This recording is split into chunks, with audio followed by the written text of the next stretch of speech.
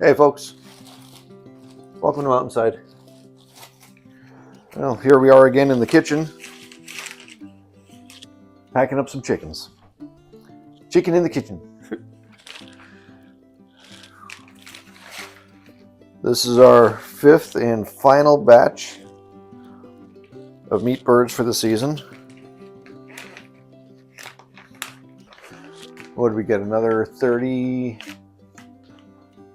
Was it 31? 33? It's 33 plus 2, right? Yes. So we had 33 meat birds that we processed the other day. And we've had them on ice. But we also took 2 of our oldest layers and processed them to see where they're at in egg production. And their egg production was pretty much non-existent. I think one of them had a couple of tiny little yolks, but no. But nothing really. So that's the thing with egg layers, is they're only productive for so many years, and then all they do is eat. And when we have as many birds as we do, we can't afford to just have them eaten. So when we process the turkeys for Thanksgiving, the Friday before Thanksgiving, we're also going to be doing some of these older hens. Basically, what they're for your soup chickens, your chicken and dumplings, your schmaltz, things like that, where the meat is a little tougher. There's a lot less of it. Yeah, but there's a whole lot more fat. But there's a whole lot more fat. Yeah. They have a lot more flavor than these birds. And that's why you use them for your chicken and dumplings and your chicken soups. We're actually going to be having chicken soup tomorrow. Today is Saturday, so tomorrow, Sunday, we'll be having chicken soup for dinner, which is always a good day around here. But so we started doing meat birds 2020? In 2020, yeah. When the world opened back up, and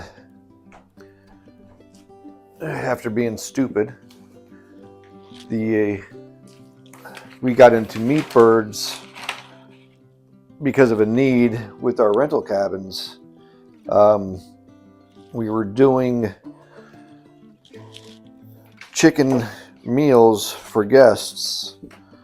So basically they'd get a chicken, potatoes, carrots, basically to be able to have a farm-raised chicken and roast it themselves. And that took off like wildfire. That was like a really good thing that people were wanting at that time. So we ran out of roosters really fast. We ran out of friends with roosters really fast, and we had to find another way to raise chicken really fast.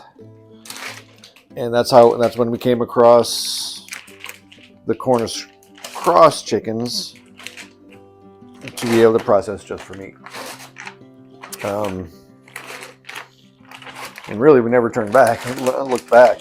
Well, we did that one run of the heritage birds, which were basically a bunch of roosters, but they took like 5 months to grow out, right, or something, and even after 5 months there still was not as much meat on them as the Cornish cross. Right. Yeah, we went through like 2 rounds of Cornish cross before they were ready. Yeah. So for us, that was not the best option. For other people, I know they like that. They like to have more of a dual purpose, but we prefer these guys. You know, and for us, I mean, we've been averaging somewhere, I'd say 180 to 200 meat birds per year for 4 years now. You know, this year we had a plan in place for. God laughs when you make a plan. You know that. Yeah, he does. But we had a plan of how things would go with the meat birds this year, but it didn't turn out as we thought. So, but we still had the meat birds, we still had them ordered, we still had them coming in. So right now, I mean, we have a freezer full of meat birds, and these birds are actually going to go In another freezer. in a different freezer. So if you need chicken, And you're in the Hot Springs area. I mean, that's anywhere, for us around here, that's anywhere a mile and a half to hour and a half. Yeah, mile and a half. Hour and a half to 2 hour drive. We got it. We've got plenty of chicken for sale. And eggs. And eggs. But as you can see, we do parts. We do parts. We do whole birds. We do not sell hearts. We usually don't sell livers or any kind of innards. Well, we do feet. We though. will do feet. Yes, we do have feet for sale. But whole birds, boneless, skinless breast, legs, thighs. I guess what would be the best way for people to get a hold of us? Email, Mm-hmm. numbers on the website. So what we'll do in the comment section below, we'll leave some information on how to contact us to place an order if you would like some chicken. So you, your friends, your family, if there's a need, let us know.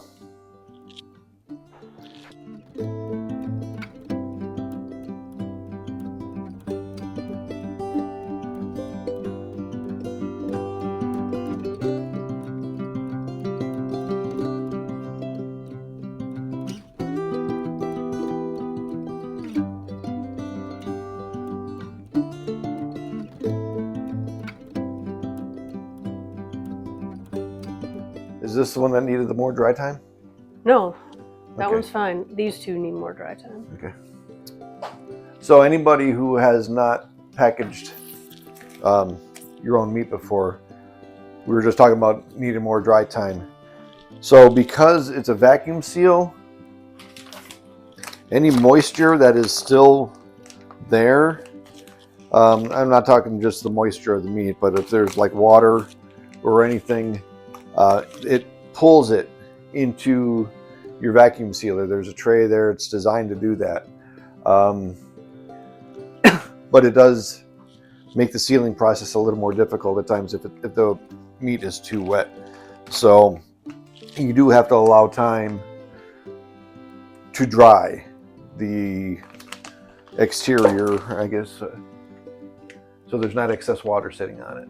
Yes. Yeah. But to back up a little bit, after we process the chickens, they sit in coolers on ice for at least 24 hours.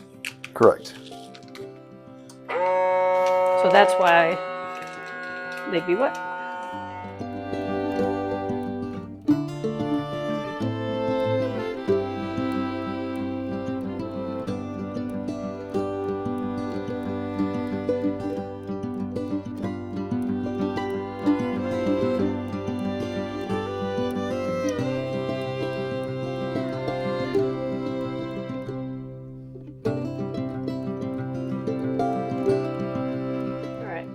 For comparison,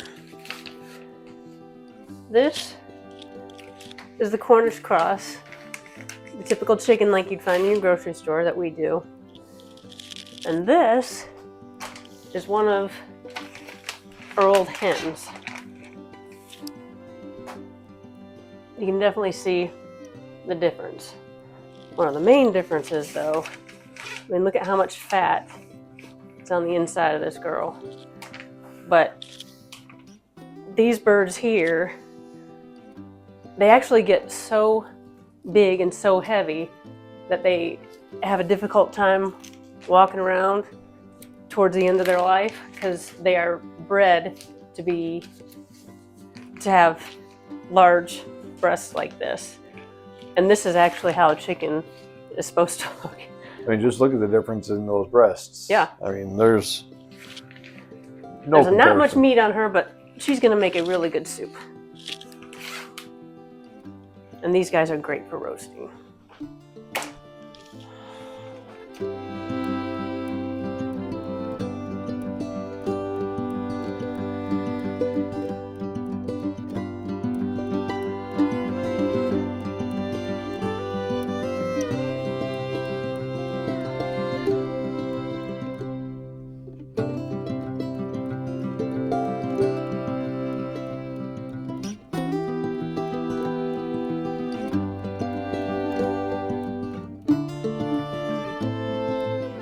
So I've got a question for people out there.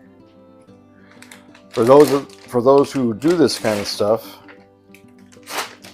processing their own meat or vegetables and whatever, what kind of music do you listen to while you're doing it? With us, you never quite know what you're going to get. It could be today's Christian radio. It could be 90s Christian radio that Mama likes to listen to. 60s, 70s, and 80s music. Today, that's what today's song choice was. And that's a lot of times when the time lapse is going. That's what we have. We turn the music on, then let that play for a while, and then we stop the music before we come back with some open mics. So, that one's not done yet, Mama. Oops. There you go. But, you know, we're still recovering from the Helene event. But, you know, life really hasn't... There's been some big changes in life, yes. Yeah, over the past 7 weeks. Yes. That we're still dealing with. But, you know, life on the mountain continues.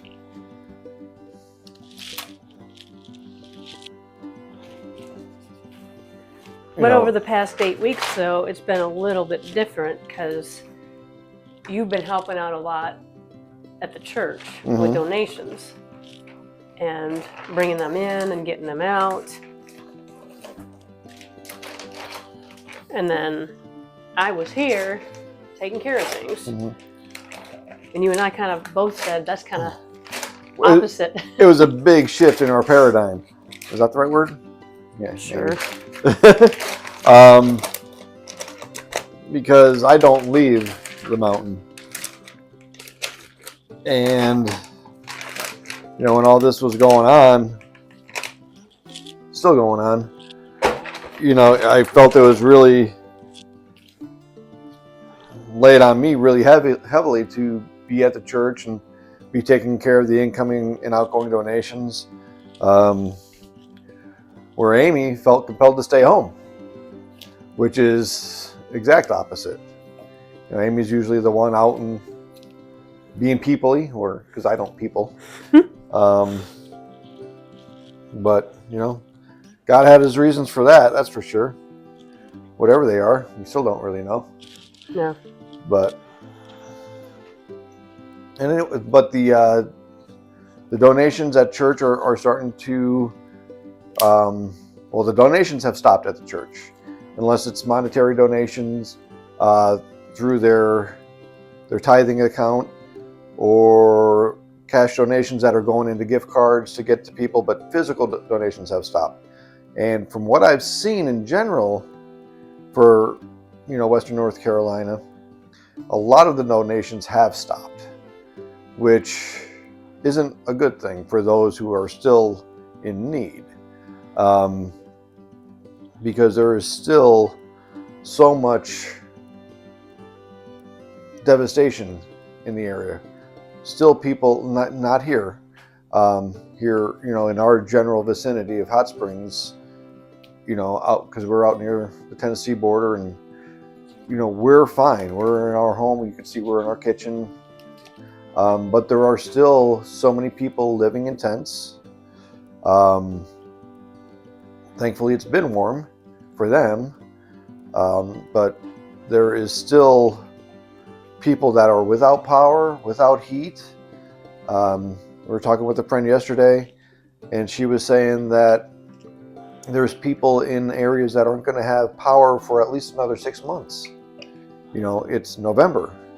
So that's November, December, January, February, March. That's April. That's all through the winter.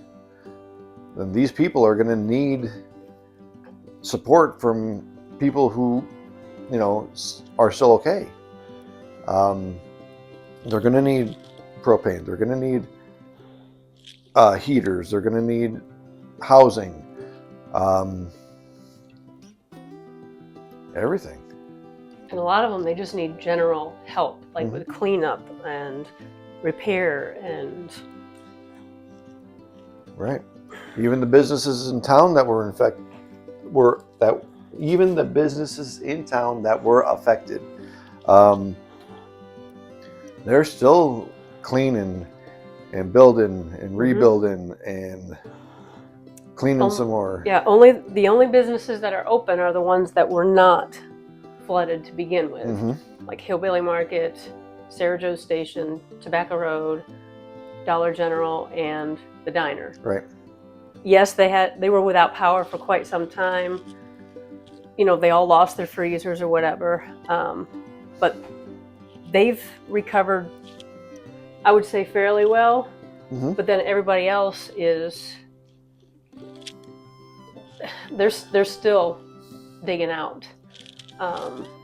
There's a couple places that have goals of being open by Christmas and by New Year's. Oh yes, the brewery. Yes, we forgot the brewery. The brewery's supposed to be open by New Year, by Christmas, and I think the pizza place is supposed to be open by the first of the year. I think so. So we're hopeful. The town actually has volunteer sign-ups Thursday through Saturday. Oh, Sunday. Thursday through Sunday. Yeah. I think it's, what's the website? I don't know. HotSpringsRecovery.org, I think. But Yep. We'll try to leave a link in the description below. But you can sign up to volunteer to help in whatever capacity that you can. Everything from like skilled construction to just general cleanup. I mean, you can anybody's help could be used. And if anybody needs a place to stay on a weekend where you can come out and volunteer, right now we have one cabin available that we're keeping open only for volunteers. I mean, we're not a vacation rental at this point. Nope. We had to switch gears on that, and we're doing something where we're offering housing to people long term for the foreseeable future. And I wrote more about that on our website. But if you want to come out and help, let us know. We got a spot for you. You know, if you do come out and stay with us to volunteer in town, you know, we'd be more than happy to show you around the farm, show you what's going on, maybe give you some behind the scenes things that are, show you some behind the scenes things that are going on, that are in the works. We have some pretty big things going on that we're not ready to talk about yet, but very exciting, very big. So stay tuned for that. To be continued. Yes. Well, Mama, since we're still doing some show and tell, when you're done rinsing that bird off, want to tell the people what you're doing over there on the counter? Sure. So what I'm doing is figuring out which birds we're going to keep whole and package up that way, or part out. So I don't know if you can see this one. I can tell you what happened with this one. The water in the scalding pot was a little too warm. We do not have a fancy setup. We just have a burner with a big pot on it and a thermometer, and I just try to keep it right at about a certain level, and then it just kind of fluctuates up and down. But anyway, this one was too hot, so when it got into the plucker, it gets a little bit beat up. But all that does for me is tells me which birds I'm parting out. So it's easier to part out a bird that doesn't look as good than to do part one out that looks really nice. And then what I do when I'm parting them out, let me just do this one here. There's like an oil gland here, so that comes off because that can make it taste off a little bit.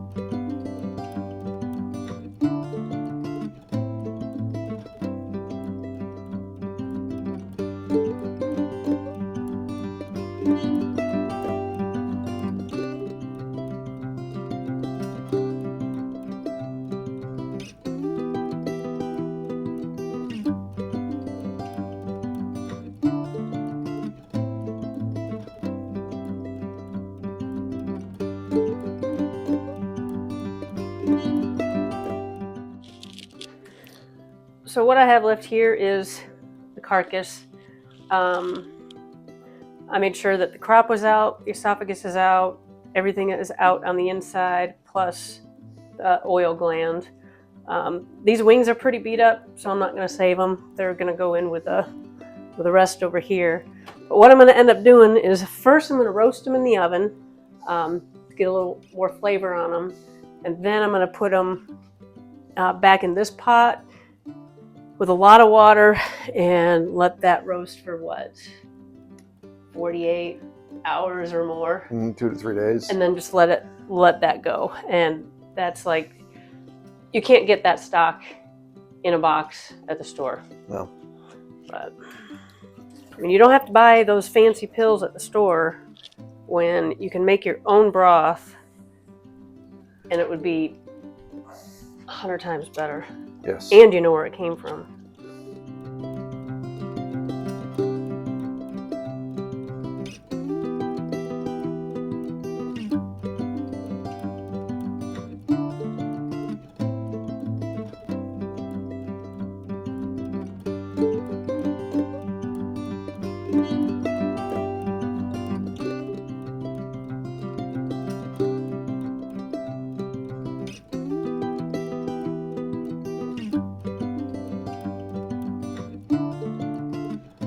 Well, folks, I think that's going to wrap it up for this video and our 2024 meat bird season. 33 birds, you know, from start to finish for us, it's 2, 4, about 7, maybe 8 hours total of work time, not including some of the setup. Well, I guess if you include setup and cleanup, 8 hours, solid 8 hours. So, and that's just the two of us doing 30 some odd birds. I think it ended up being 35 because of the 2 egg layers. Mm-hmm. So, not bad. I mean, if we could do it, anybody could do it. You know, keep this area in your thoughts and in your prayers. And if you have a chance and a way to support people out here, please do. You know, look us up if you come out here in the area. We're easy to find. Mm-hmm. Not easy to get to, but easy to find. So Yeah, if you're able to volunteer, come on out. We've got a space for you. And yeah, just keep this whole area in your prayers.